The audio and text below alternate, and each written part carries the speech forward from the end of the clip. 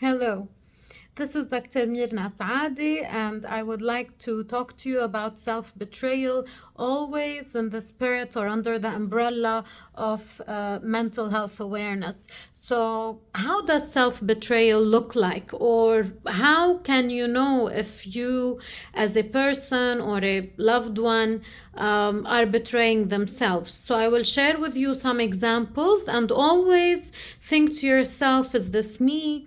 Who can this be?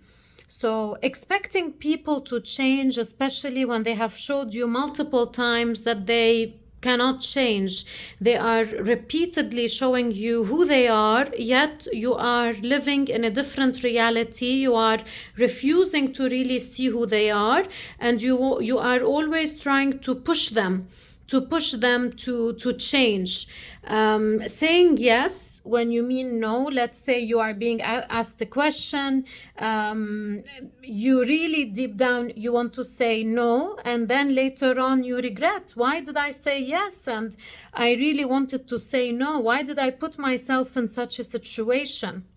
So this is definitely also self-betrayal, or agreeing to things that you don't really want to do. So somebody asks you for a favor, you go ahead and you do it. However, deep down, you really don't want to do it. Allowing yourself to be manipulated through guilt. Some people, guilt trip you, and you are being aware that this is a technique that they use, or they make you feel as if you owe them, or that you are obliged to do certain things. So this is self-betrayal, because there's no such thing.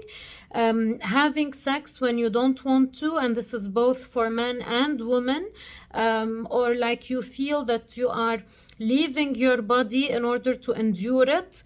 It's either you are blacking out, dissociating in order for you to endure it, because you really don't want it, drinking more than you should, or eating more than you should, which also compromises your health and safety. This is a clear, very strong example of self-betrayal. Not speaking up. Many people have a blocked throat chakra, and their self-expression therefore is blocked. So not speaking up when someone is arguing with you, calling you names, or maybe insulting you, this is definitely self-betrayal. You know that maybe you might have diabetes or blood pressure, and you despite that, or it's time for you to have this checkup, and you do not. So denying yourself the appropriate medical attention is definitely self-betrayal. Maybe there are other examples that now are coming to you. Please write them down in the comments. What are other examples that you can remember that you've done? So please, that you've betrayed yourself through, definitely share them with us.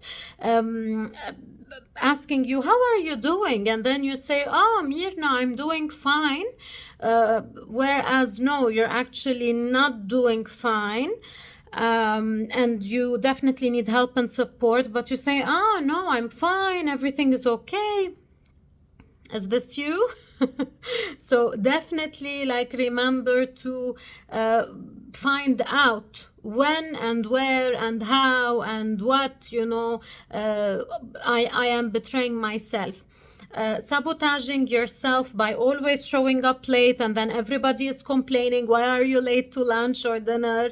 You know that you're in a toxic, abusive relationship, and then you decide to stay in it months, years, etc. However, you know that this person is toxic for you.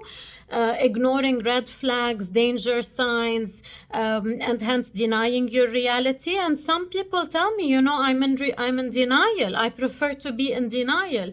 Well, my friends, this is definitely self-betrayal. Dating, for example, an addict, a person who has addiction problems, always thinking that you can heal them. This is also self-betrayal. You break up with an ex, but then you find yourself going back to this ex, even though you broke up with him or her for a reason, because you were mistreated, because you felt that there's no longer any compatibility, for example. So sometimes people decide to stop remembering the bad, and they only focus on remembering the good, even though the good was much less than the bad. For example, going back to the past and dwelling in the past, for example, this is also how self-betrayal looks like. So my message for you is, when people show you who they are, believe them. This is a very nice quote that I like by Maya Angelou. And everything that I told you, please know that this is self-betrayal. Take it into consideration. And ask yourself, why am I not feeling safe enough, to express myself? How am I adapting to not feeling safe? What am I repressing? How is my suffering affecting me badly? How is this of service to me? Why am I self-sacrificing myself and always feeling abandoned in the end? So I want you to know that needing others to love you in order for you to feel loved should never be your supply of love. I hope this video has helped. Save it, share it with anybody that you feel would benefit from this video. Thank you for listening, and see you soon.